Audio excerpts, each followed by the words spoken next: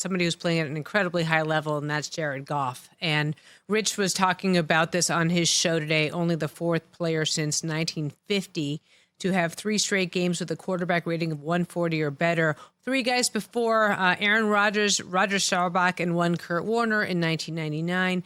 What are you seeing from Jared Goff, and why is he having the year that he is? I mean, I think there's lots of factors to it. I think the offense really fits what Jared does well. I think he's very comfortable in the offense.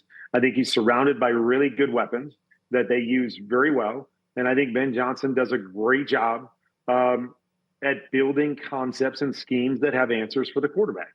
And, I think he's one of the best in the league right now at doing those things. It's having a reason on why the routes are complementary. Being able to have good answers when you may not know exactly what the defense is doing, coming up with concepts that kind of work against everything and things that they do really well and that are staples in their offense. I think the fact that, Jared throws the ball really, really well down the field, especially, when you kind of limit the field. When you looked at him back in LA, same way.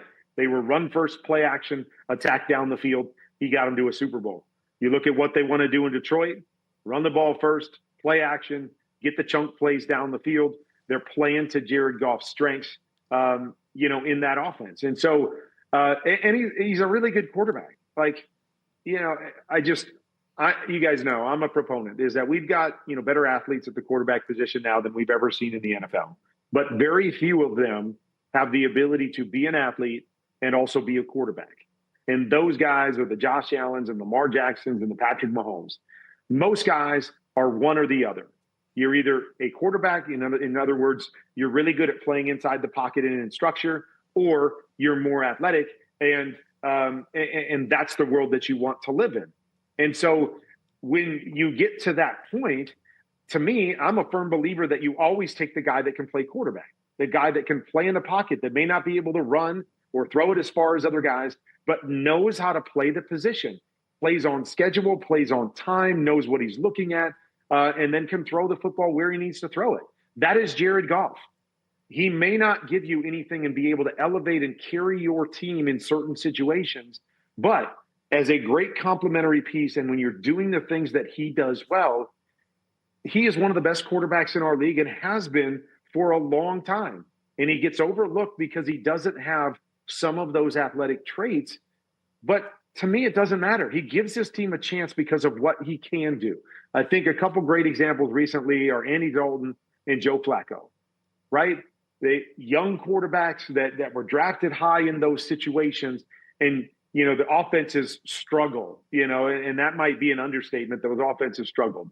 Put in veteran guys that know how to play the position, and those teams have looked completely different. They've looked like they've got a team. They know what they're doing. They can move the football. And it speaks to the point that at the end of the day, you have to know how to play the position. And then anything you can do to elevate your team above that, now that gives you an unbelievable chance to be great. And that's what we see from the guys that I mentioned. The other teams need to find that guy that gives them a chance, and then they have to build around him with enough pieces.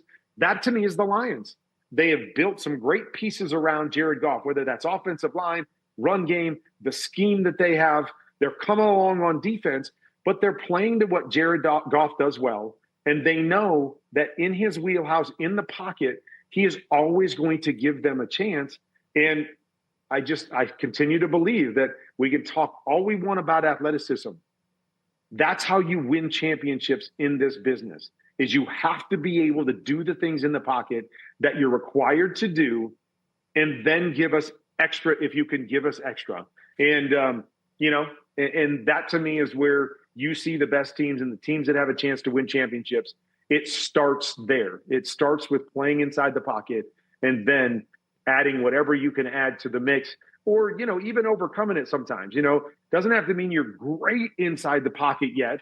If you can give us the extra outside of that, be good inside the pocket and give us the extra, we still have a chance. And so, that's kind of what I've seen with Lamar Jackson as he's growing into becoming a better pocket passer. And now we're seeing the completeness of a Lamar Jackson. Josh Allen was the same way early on. Now we're seeing more of a complete Josh Allen.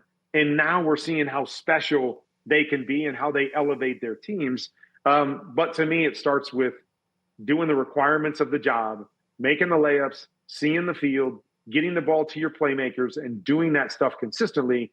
And it shows up all over the tape every single week. The teams and the quarterbacks that do it well, their teams have a chance or they're winning. The teams that don't do it well, they're not winning games and they don't have a chance most of the time. Check out new episodes of What the Football with Suzy Shuster and Amy Trask every Tuesday. Watch us on the Rich Eisen Show YouTube page or follow and listen wherever you get your podcasts.